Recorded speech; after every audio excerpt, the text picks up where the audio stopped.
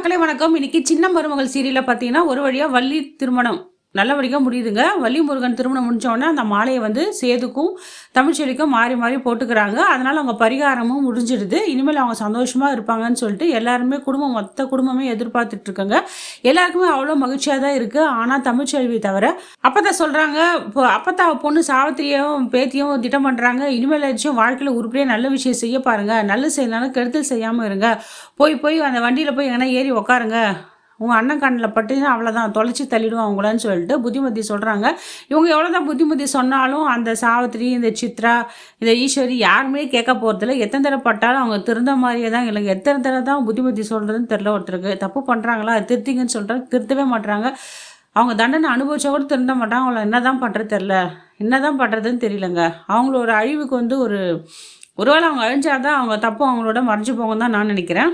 எல்லாருமே சந்தோஷமாக இருக்காங்க. இந்த நேரத்தில் கருப்பு அவங்க ஃப்ரெண்டு எல்லாருமே சேதுக்கு ஒரு ஐடியா கொடுக்குறாங்க. ஏன் உனக்கு 2வது நாள் திருமணம் முடிஞ்சிச்சுடா, அதே மாதிரி உனக்கு முதலிரவும் நடக்கணும், அது மாதிரி உனக்கு முதலிரவும் நடக்கணும்டா, அதுக்காக உங்கள் ரூமில் எல்லா ஏற்பாடும் பண்ணிட்டேன் மச்சான், நீ நல்லா ஜமாயின்னு சொல்லி சந்தோஷப்படுத்துகிறாங்க.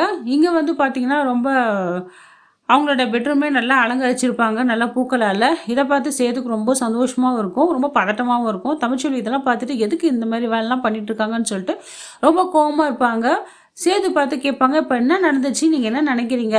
இப்போது 10 பேர் கல்யாணம் பண்ணி வச்சிங்களே, இப்போ வள்ளி திருமணம் நடந்துச்சுல்ல, எல்லாருக்கும் அன்னதானம் பண்ணிங்களே 100 பேருக்கு, இதனால் நான் சந்தோஷப்பட்டு நீங்கள் நினைக்கிறீங்களா? எதுவுமே நான் சந்தோஷப்படல. ஏதோ ஒரு கடமையாக ஏதோ ஒரு வீட்டில் ஒரு விஷயம் நடந்துச்சு, அப்படி தான் நான் நினைக்கிறேன். இதில் வந்து எனக்கு எதுவுமே நம்பிக்கையும் இல்லை, எனக்கு பிடிக்கும் இல்லை. ஏதோ பெரியவங்களா நீங்கள் ஆசைப்பட்டு ஏதோ செய்கிறீங்க, அல்லதுங்க நான் சரின்னு சொல்லிட்டு இருந்தேன். இதில் வந்து எனக்கு முழு ஈடுபாடு இல்லை, சந்தோஷமாக இல்லை. அதை மட்டும் நீங்கள் புரிஞ்சுங்க. ரொம்ப வந்து ஆடாதீங்க. எல்லாமே பெருசாக நீங்கள் சாதிச்சிட்ட நினைக்காதீங்க. அப்படி ஒன்றும் நீங்கள் வாழ்க்கையில் சாதிக்கலை, என்ன பண்ணீங்க அப்படின்ட்டு சேதுக்கிட்ட கேட்குறாங்க.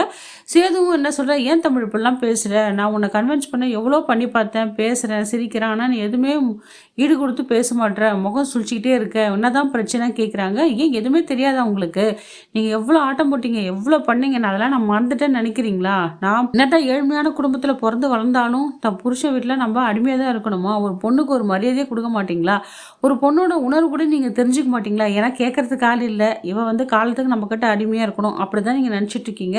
அந்த முட்டாளத்தனமான யோசனை இருந்தால் இன்றைக்கே நீங்கள் மறந்துடுங்கன்னு சொல்லிட்டு கேட்குறாங்க தமிழ்ச்செல்வியை சேதுக்கிட்ட.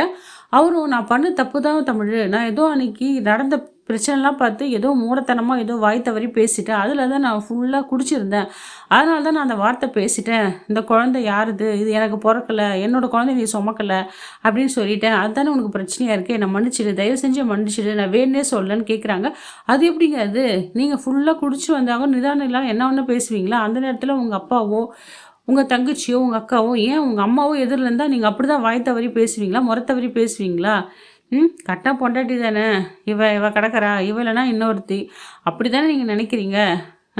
உங்களுக்கு எவ்வளோ எக்காத்தாலமாக போச்சுல என்னை பார்த்தா உங்களுக்கு அப்படின்னு சொல்லிட்டு மனசு ரொம்ப ஃபீல் பண்ணி கேட்குறாங்க. இருந்தாலும் நீங்கள் அந்த வார்த்தை சொன்ன தப்பு தாங்க, தப்பு தான். அது எப்படி சொல்லுவீங்க? குழந்தை விஷயத்தில் போய் என்ன எவ்வளோ கேவலப்படுத்தி நீங்கள் பேசிட்டீங்க, என்னோடய கற்பை நீங்கள் சந்தேகப்பட்டுட்டீங்க. அதுக்கப்புறம் எப்படி உங்களால் இப்படிலாம் இருக்க முடியுது? இப்போல்லாம் வேஷம் போடுறீங்க, இந்த ஃபங்க்ஷன்லாம் நடத்திட்டா எல்லாமே சரியாக போச்சா? நான் சம்மந்தம் பண்ணுங்க, என் மனசு சந்தோஷம் பண்ணணும், நீங்கள் பண்ணிட்டு எல்லாமே பண்ணிட்டு எல்லாமே சரியாயிடுச்சான்னு சொல்லிட்டு அவங்க ஆணித்தரமான கேள்வி தான் சேது முன்ன வைக்கிறாங்க. சேதுவும் எல்லாத்துக்கும் கையெழுத்து கும்பிட்றாரு. தயவு செஞ்சு என்னை மன்னிச்சிட்டு தமிழ்ச்செல்வி, நான் பண்ணது எல்லாமே தப்பு தான், அந்த குடிபோதையில் ஏதோ பேசிட்டேன், என்னை மன்னிச்சிடுன்னு சொல்கிறாரு. இருந்தாலும் தமிழ்ச்செல்வி வந்து மன்னிக்கிறதாவே இல்லை. அவங்களும் பேசாமல் போயிட்டு படுத்துடுறாங்க. படுத்துட்டு ஃபீல் பண்ணி அழதான் செய்கிறாங்க. நினச்சி எல்லாமே பார்க்குறாங்க.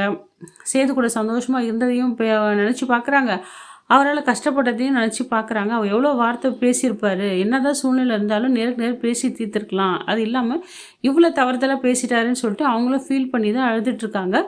எப்பவுமே தமிழ்ச்செல்விக்கு சப்போர்ட்டாக மலரும் இருக்காங்க. அவங்க காலேஜ் போயிட்டு வந்தால் அவங்கள கவனிக்கிறது, அவங்களுக்கு சமையல் செஞ்சு கொடுக்கறது, அவங்க வந்து ஒரு குழந்தை போல தான் அவங்க பார்த்துட்ருக்காங்க தமிழ். இங்கே தமிழ்ச்செல்வியும் மலரோட பாண்டிங் நல்லா சூப்பராகவே போயிட்டுருக்கு. இப்போ புதுசாக காவியாவும் இவங்க கூட ஜாயின் பண்ணியிருக்காங்க. இவங்க 3 பேரும் சகோதரி மாதிரி தான் அந்த குடும்பத்தில் இருக்காங்க. தமிழ்ச்செல்வி அவங்கவுங்க ஃபீலிங்ஸை வந்து ஷேர் பண்ணிக்கிறாங்க. அவங்க 3 பேர்கிட்டையும் ஷேர் பண்ணிகிட்டு இருக்காங்க. இப்போ தமிழ்ச்செல்வி வந்து என்ன தான் முடிவு எடுக்க போகிறான்னு தெரியலங்க. சேது பண்ணதெல்லாம் மன்னிச்சு சேது கூட தொடர்ந்து வாழ்வாளா, இல்லைன்னா டிவோர்ஸ் வாங்கிட்டு தனியாக போயிடுவாளா என்னன்னு தெரியல மக்களே. அடுத்த வர வீடியோவில் தான் நமக்கு என்னென்ன நடக்குதுன்னு பார்க்க முடியும் இந்த சின்ன மருமகள் சீரியலில். இந்த வீடியோ உங்களுக்கு பிடிச்சிருந்தா மக்களே லைக் அண்ட் ஷேர் கமெண்ட் பண்ணுங்கள். அடுத்த வர வீடியோவில் உங்களை சந்திக்கிறேன். நன்றி, வணக்கம்.